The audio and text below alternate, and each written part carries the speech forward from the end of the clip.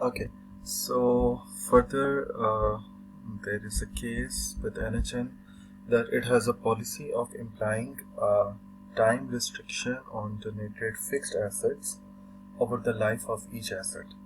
अच्छा, यहाँ पे भी मैं आपको बता दूँ कि जो फिक्स्ड एसेट्स हैं या जो नॉन करंट एसेट्स हैं उनकी treatment organisation, non profit making organisation somehow वैसे ही करेंगी जैसे बाकी ऑर्गेनाइजेशन करता है। यानी इनको टाइम भी, लाइफ स्पैन भी असाइन होगा और उसके अकॉर्डिंगली डेप्रिसिएशन भी चार्ज की जाएगी। ठीक है, so NHN has a policy of implying a time restriction on donated fixed assets over the life of each asset. On January 1st, 2011, Martin Construction donated a used van to the organization. The fair value of the van is $1,500 and it has a 3-year remaining useful life. Okay, so हम यहाँ से depreciation जो है वो calculate कर सकते हैं। 1500 जो है 1500 उसकी वैल्यू है and 3 years the useful remaining life, तो 1500 डिवाइड बाय 3 ये सिंपल 500 पर ईयर डेप्रिसिएशन जाएगी। The van will be used in the organization's community service program. NHN initially records the donated van as temporarily restricted support. Later, NHN records depreciation expense on the van as a program expense. The amount of अच्छा, अब ये जो है ना, देखें जो temporary restricted support है, ये कंट्रीब्यूशन जिसको हम कह रहे हैं, हम सपोर्ट नहीं लिख रहे हैं, हम कंट्रीब्यूशन लिख रहे हैं। तो टेम्परेरी रिस्ट्रिक्टेड कंट्रीब्यूशन है वो आपने अपने पास रिकॉर्ड कर ली। तो जब आपने रिकॉर्ड की तो आपके पास तो 1500 थी। ठीक है, अब उसमें से जो 500 है वो तो डेप्रिसिएशन में चला गया, तो अब वो जो डेप्रिसिएशन वाला 500 है ना वो नॉन रिस्ट्रिक्टेड हो गया। ठीक है, तो उसका फिर हम स्टेटस चेंज करेंगे। ये बिल्कुल एग्जैक्ट जैसे पिछली हमने अभी पिछला केस डिस्कस किया जिसमें 900 को हमने चेंज किया था, इसमें बिल्कुल वही बात है कि 1500 जो आपके पास आया जी वो तो टेम्परेली रिस्ट्रिक्टेड है। किस वजह से है वो इसने मेंशन नहीं किया हमें, लेकिन इसने बता दिया कि टेम्परेली रिस्ट्रिक्टेड है। फाइन, उसके बाद जब 1 साल गुजर गया और हमने इसका 500 पर ईयर के हिसाब से डेप्रिसिएशन चार्ज की, तो वो जो डेप्रिसिएशन है वो जो उसकी एक रूटीन की एंट्री होती है वो हम करेंगे। डेप्रिसिएशन डेबिट होगा, क्यूमुलेटिव डेप्रिसिएशन क्रेडिट होगा। लेकिन उसके बाद चूंकि वो 500 डेप्रिसिएशन में चला गया तो अब वो रिस्ट्रिक्टेड फंड नहीं है। ठीक है, ये पॉइंट है यहाँ पे। तो अब चूंकि वो रिस्ट्रिक्टेड फंड नहीं है तो फिर हम उसके नेचर चेंज करेंगे, वही रिवर्सल एंट्री डालेंगे। अनरिस्ट्रिक्टेड जो है वो उसको हम क्रेडिट कर देंगे और टेम्परेली रिस्ट्रिक्टेड को डेबिट करके तो हम रिवर्स कर लेंगे। तो 1500 की है जी ये, तो हम इसकी एंट्री इस तरह से पास करेंगे। ये पिछली रिकॉर्डिंग जो है वो चलते चलते ख़त्म हो गई थी, तो मैंने वहाँ पे ये बताया था कि ये टेम्परेरी रिस्ट्रिक्टेड कंट्रीब्यूशन को हमने क्रेडिट किया था और अब डेबिट कर रहे हैं, तो ये ख़त्म हो गया, एक दूसरे के साथ क्रॉस हो गया, तो एंट्री यही बची, cash debit unrestricted contribution credit. और अभी जो हम करने जा रहे हैं इसमें भी हम यही करेंगे। हमारे पास जो है वो जो इक्विपमेंट आया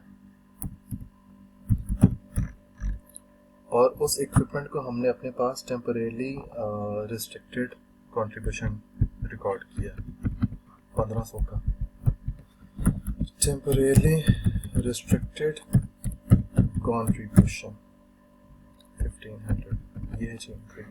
फिर उसके बाद हमने कहा कि 500 यूजफुल लाइफ चूँकि इसके 3 साल है तो 1500 को 3 पे तकसीम किया तो 500, तो हमने कहा कि डेप्रिसिएशन जो है ना हमारी उसका खर्चा आ रहा है 500 debit and then accumulated depreciation हमारे पास आएगी अगेन 500, तो ये हमारे पास ये एंट्री पास होगी।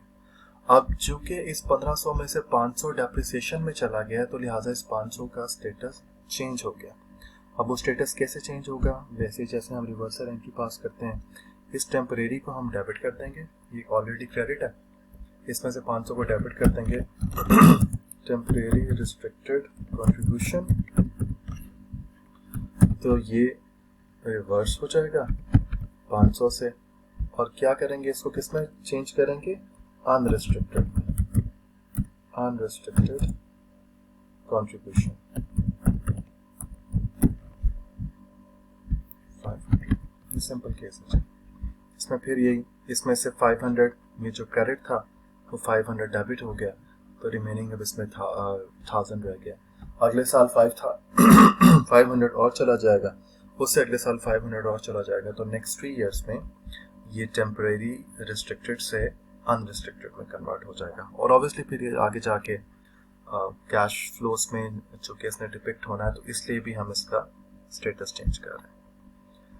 उसके बाद है जी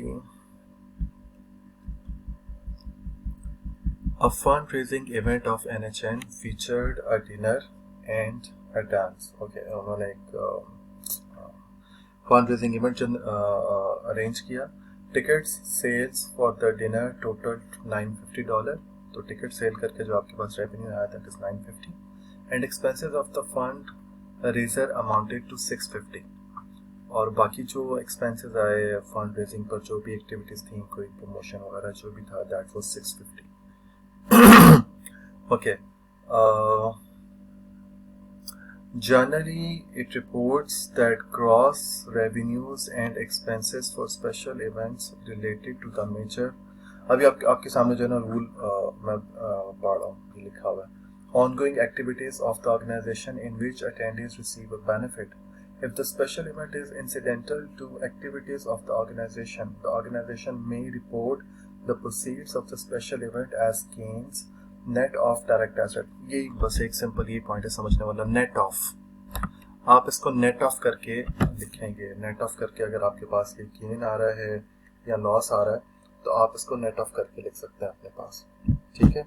यानी कि आपके पास जो है ये 950 का जो है वो आपके पास कैश आ रहा है टिकट सेल करके, और 650 आपके पास जो है वो ये आपके पास डिफरेंट अरेंजमेंट्स के लिए जो है ये एक्सपेंस आपके पास हुआ है 650 का।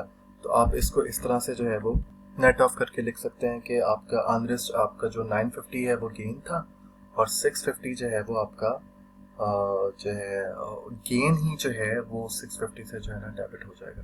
मैं आपको करके बताता हूँ, ये आपके सामने हमारे पास जो 950 का कैश आया, सिंपल सी बात है, किस चीज़ के बदले में, ये अनरिस्ट्रिक्टेड गेन है।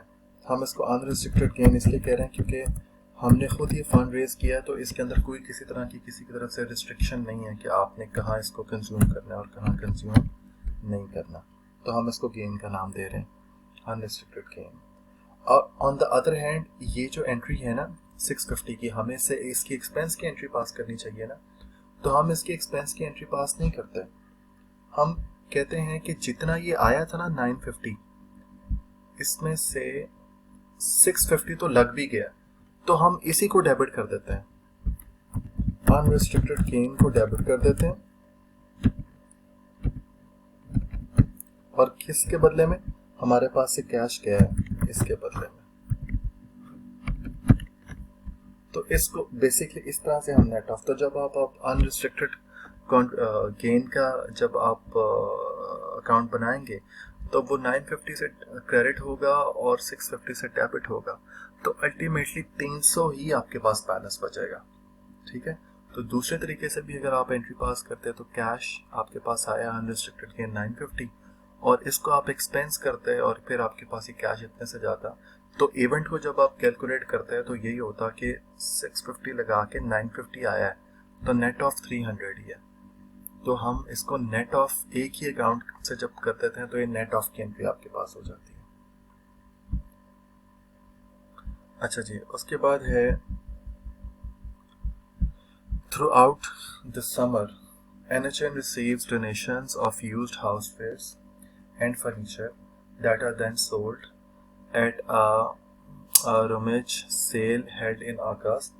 Fair value for the donated items cannot be reasonably determined, but the cost of storing and moving the items to the rummage sale location is $550. अच्छा, अब जो हमारे पास ये कोई हाउसवेयर था जिसने हमें कुछ चीज़ें डोनेट की हैं, फर्नीचर और कुछ और चीज़ें, उनकी वैल्यू हम मार्केट वैल्यू हम उनकी एस्टिमेट नहीं कर पाए कि हमें कितने से अपने पास रिकॉर्ड करना चाहिए। लेकिन हमने जहाँ जिस जगह पे इसको ले जाके बेचा है, वहाँ पर पहुँचाने के लिए यानी कि इनको ट्रांसपोर्टेशन के लिए हमें $550 एक्सपेंस पेयर करना पड़ा। तो प्रोसीड्स फ्रॉम द सेल जब बेचा इन चीज़ों को ले जाके तो वो $6,595 की बिकी हैं। Because the fair value can not be determined, NHN can not record the items as contribution. अब ये है नया पॉइंट इसके अंदर जो हम डिस्कस कर रहे हैं, जो लास्ट लाइन है, क्योंकि जो डोनेशन आपको मिली है आप उसकी फेयर वैल्यू डिटरमिन नहीं कर सकते क्योंकि यूज्ड आइटम्स हैं, तो आप उनकी फेयर वैल्यू जो कि डिटरमिन नहीं कर सकते तो आप उसको एज कॉन्ट्रीब्यूशन रिकॉर्ड ही नहीं करेंगे। तो फिर आप क्या करेंगे, आप सिंपली यही करेंगे कि जो आपने पिछली ट्रांजैक्शन में किया है और चूँकि ये एक सेल्स की ट्रांजैक्शन है तो सेल्स के कॉस्ट ऑफ गुड्स सोल्ड के तौर पे आप इसको लेंगे 550। सिंपल एक जो बात है कि इन चीज़ों को बेचने पे सारा खर्चा कितना है, 550 खर्चा आया है और 6595 आपके पास कैश आया है। तो ये बस आप दो एंट्री पास करते हैं।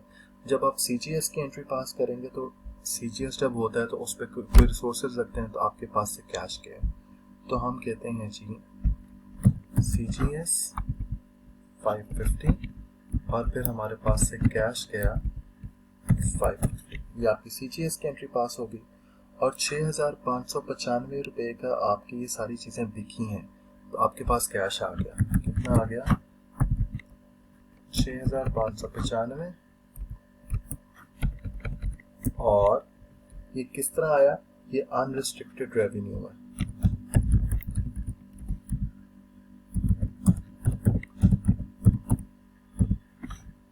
अब इससे पहले रेवेन्यू की टर्म हमने यूज़ नहीं की थी क्योंकि इससे पहले हमने कुछ बेचा भी नहीं था।